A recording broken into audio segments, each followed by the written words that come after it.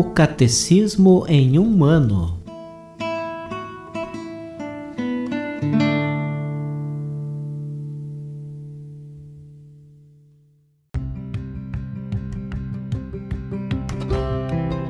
Olá, eu sou o Gabriel, seminarista da Diocese de Ponta Grossa, no Paraná. Você está ouvindo o podcast O Catecismo em um Ano. Vamos ler todo o Catecismo da Igreja Católica ao longo de 365 episódios. Estamos utilizando a tradução em português apresentada pela CNBB em 2013, baseada na edição típica em latim. Baixe o plano de leitura por meio de um link que você encontra na página do Instagram, @ocatecismo em um ano, ou na descrição deste podcast.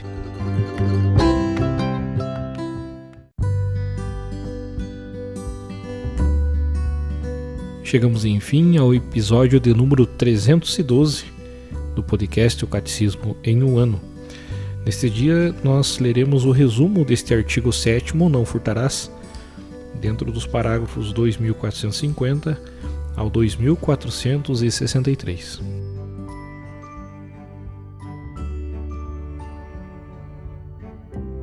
Não furtarás, conforme Deuteronômio, capítulo 5, versículo 19. Os ladrões, os gananciosos, ninguém desses terá parte no reino de Deus, conforme 1ª carta aos Coríntios, capítulo 6, versículo 10. O 7º mandamento prescreve a prática da justiça e da caridade na administração dos bens terrenos e dos frutos do trabalho dos homens. Os bens da criação são destinados a todo o gênero humano. O direito à propriedade privada não anula a destinação universal dos bens. O 7º mandamento proíbe o roubo. O roubo é a usurpação de um bem de outrem contra a vontade razoável do proprietário. Toda forma de apropriação e uso injusto dos bens de outrem é contrária ao 7º mandamento. A injustiça cometida exige reparação. A justiça comutativa exige a restituição do bem roubado. A lei moral proíbe os atos que, visando a fins mercantis ou totalitários, conduzem à servidão dos seres humanos à sua compra, venda ou troca como mercadoria. O domínio concedido pelo Criador sobre os recursos minerais, vegetais e animais do universo não pode ser separado do respeito às obrigações morais, inclusive para com as gerações futuras. Os animais são confiados à administração do homem, que lhes deve benevolência. Podem servir para a justa satisfação das necessidades do homem. A Igreja emite juízo em matéria econômica e social quando os direitos fundamentais da pessoa ou a salvação das almas exigem. Preocupa-se com o bem comum temporal dos homens em razão de sua ordenação ao sumo bem, nosso fim último. O próprio homem é o autor, o centro e o fim de toda a vida econômica e social. O ponto decisivo da questão social é que os bens criados por Deus para todos cheguem, de fato, a todos, conforme a justiça e com a ajuda da caridade. O valor primordial do trabalho depende do próprio homem, que é seu autor e destinatário. Por meio de seu trabalho, o homem participa da obra da criação. Cumprido em união com Cristo, o trabalho pode ser redentor. O verdadeiro desenvolvimento abrange o homem inteiro. O que importa é fazer crescer a capacidade de cada pessoa de responder à sua vocação, portanto, ao chamamento de Deus. A esmola dada aos pobres é testemunho de caridade fraterna, é também uma prática de justiça que agrada a Deus. Na multidão de seres humanos sem pão, sem teto, sem terra, como não reconhecer Lázaro, mendigo, faminto da parábola? Como não ouvir Jesus que diz: "Foi a mim que o deixastes de fazer", conforme o Evangelho de Mateus, capítulo 25, versículo 45.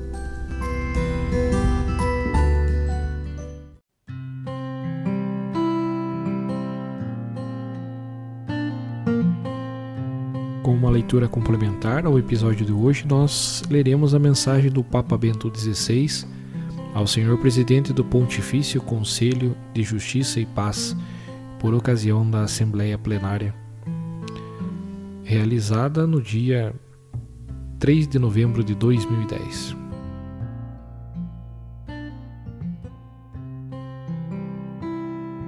Ao venerado irmão cardeal Peter Turkson, presidente do Pontifício Conselho Justiça e Paz.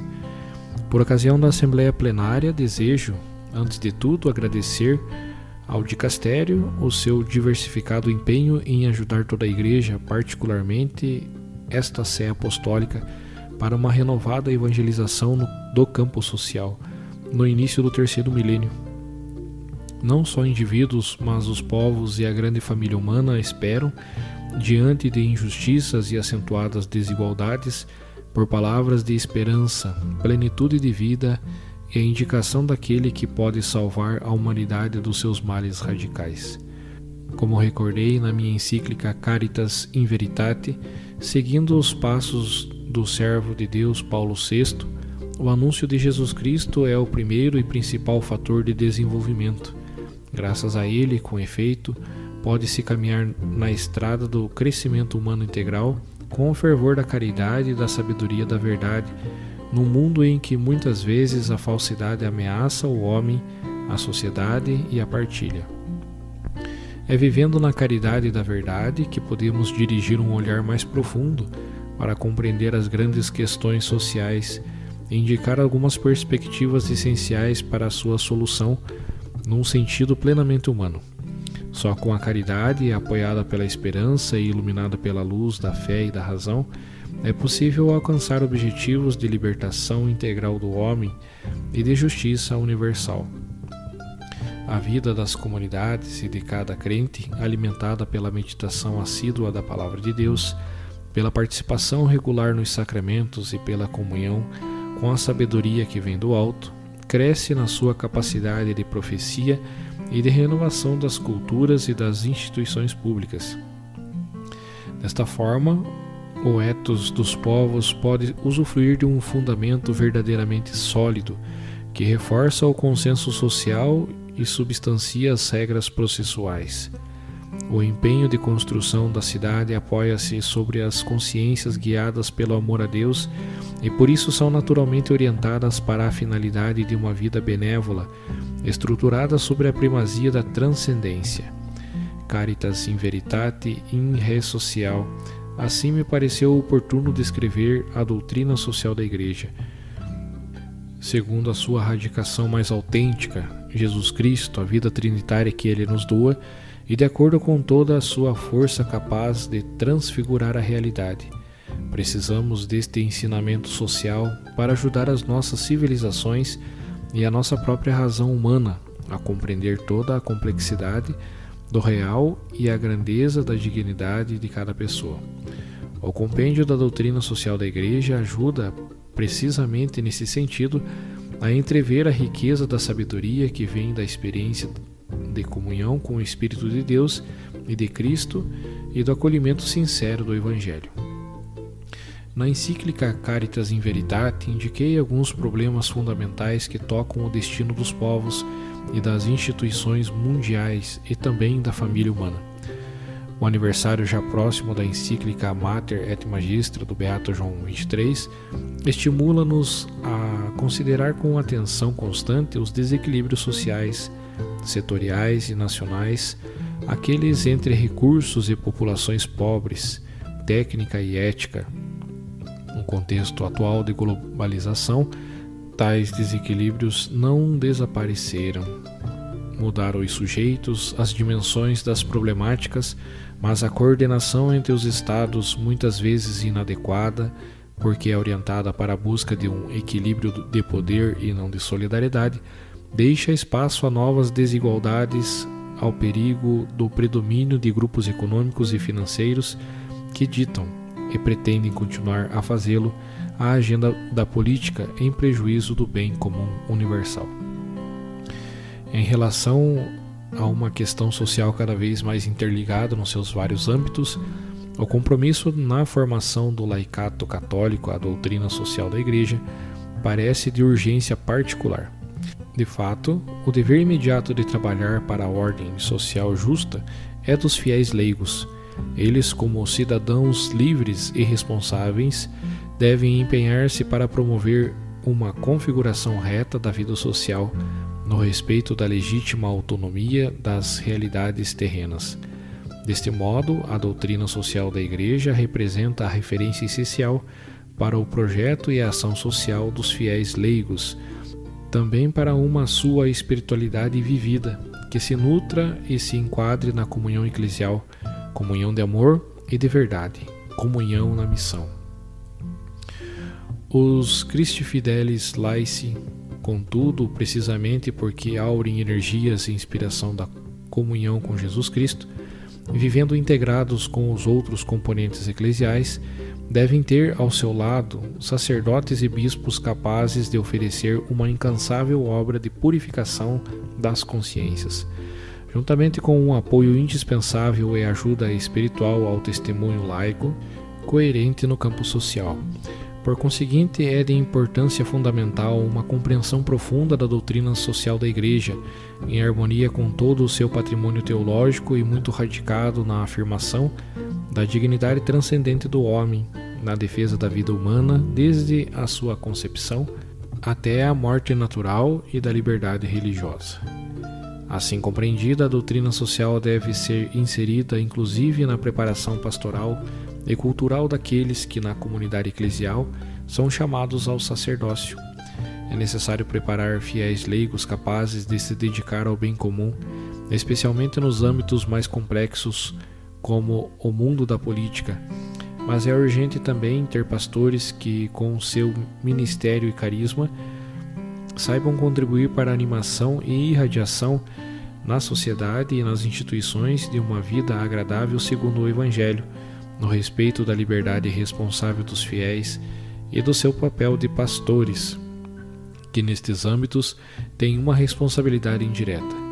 A já citada Mater et Magistra propunha há cerca de 50 anos uma verdadeira mobilização segundo a caridade e verdade, por parte de todas as associações, movimentos, organizações católicas e de inspiração cristã, a fim de que todos os fiéis, com empenho, liberdade e responsabilidade, estudassem, difundissem e praticassem a doutrina social da Igreja. Os meus votos, portanto, são para que o Pontifício Conselho Justiça e Paz dê continuidade à sua obra de ajudar a comunidade eclesial e todos os seus componentes. Prossiga esta obra não só na elaboração de atualizações sempre novas da doutrina social da Igreja, mas também na sua experimentação com o método de discernimento que indiquei na Caritas in Veritate, segundo o qual, vivendo na comunhão de Jesus Cristo e entre nós, somos encontrados, quer pela verdade da salvação, quer pela verdade de um mundo que não é criado por nós, mas foi oferecido a todos como casa para partilhar na fraternidade. Com a finalidade de globalizar a doutrina social da Igreja, parece oportuno que aumentem centros e institutos para o estudo, a difusão e a prática dela no mundo inteiro.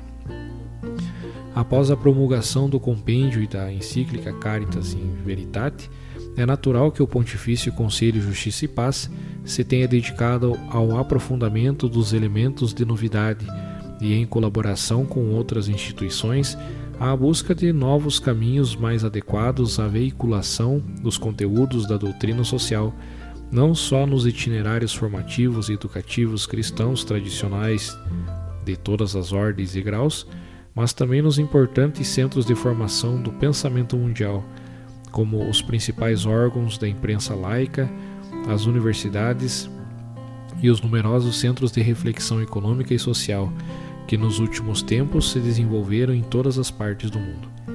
A Virgem Maria, honrada pelo povo cristão como Speculum Justitiae e Regina Pacis, nos proteja e nos obtenha com a sua intercessão celeste a força, a esperança e a alegria necessárias para que continuemos a dedicar-nos com generosidade à realização de uma nova evangelização do campo social.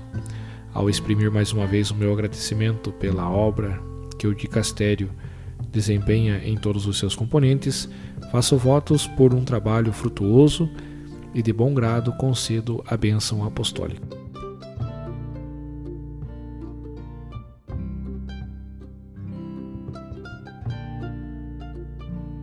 Os textos dos discursos papais encontram-se na íntegra no site da Santa Sé, vatican.va.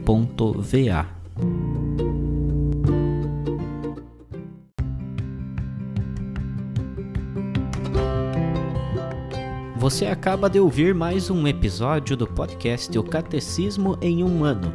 Continue nesse bom propósito de aprofundar o conhecimento e a vivência da fé católica e procure participar da sua comunidade. Rezemos por todos que estão fazendo esse caminho de leitura do Catecismo. Até amanhã!